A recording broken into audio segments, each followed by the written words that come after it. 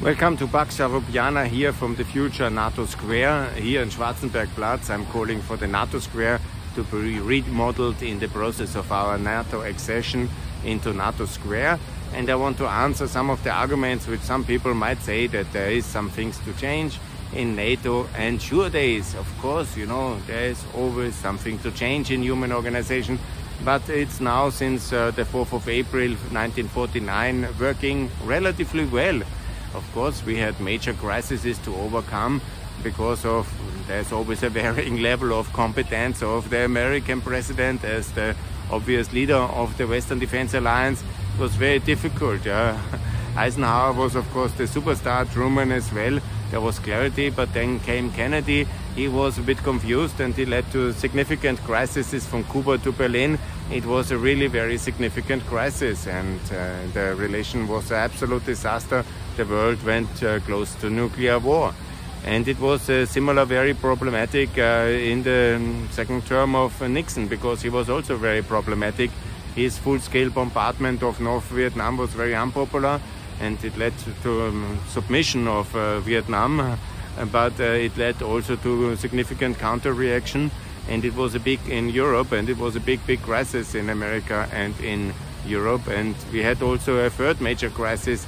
That was, of course, during the Yom Kippur War, when the Americans went to DEFCON, whatever, was it 2 or 1, a really wild crisis. It was certainly a big crisis. And the Europeans didn't want to go to war for Israel. And there was a big crisis inside NATO. And there was, of course, the crisis when the French left with de Gaulle and when the headquarters was removed from Brussels, to Brussels from Paris because of that. And it took a long time until the 90s or even 2000s for France fully to return to the military structures of NATO. And obviously we have all these crises between the Greeks and the Turks. But I want to reiterate, they were joining together in 52. They were actually the reason for NATO foundation, because the question what to do with Western Germany was posing it a bit later after the Korea War. But 52 was Greece and Turkey, and they were obviously about the Greek civil war and about the Soviet Union pressure, Stalin's pressure towards the Turkish Straits, towards the Bosporus. That led to the big declarations of President Truman, and the whole the foundation of NATO can only be explained by the Turkish Strait crisis, because as in the First World War and as in the relation between Hitler and Stalin, the question of the Straits was decisive, and Stalin wanted to have access, demilitarization, and he had already Bulgaria obviously, but he wanted to have a say in Greece and a say in Turkey and a military base in the Straits, and that was all a big no-go, and then NATO was founded. So we cannot simply say, there is tensions between NATO members, Turkey and Greece, and that's why NATO is not working. We would have met many wars probably in Europe. We had wars, of course, also in the Balkans and in Ukraine now, but without NATO to keep the peace and the Western stability anchor system, and that it would have been certainly not as successful as they were the last 70 years, and we would have submitted often to many countries more, to the Soviet Union.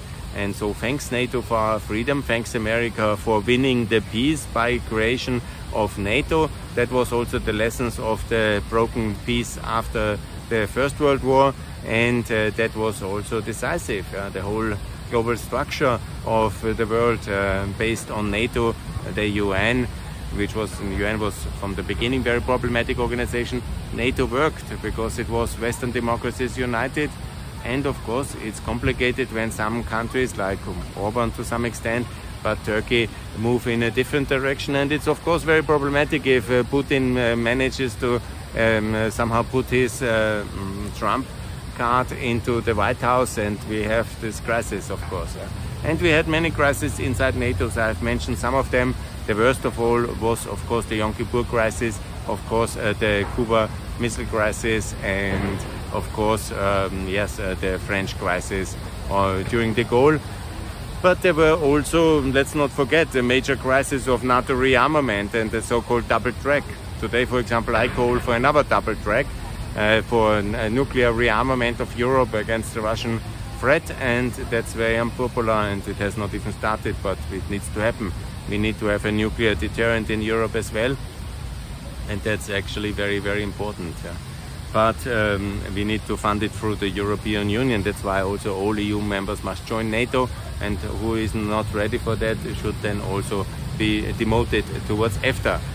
But of course, you know, it's a problematic thing as well to intervene in Kosovo and in Bosnia on the side of freedom to end genocide, because the Serbs have some traditional allies and some of the members were very, very careful with the use of force.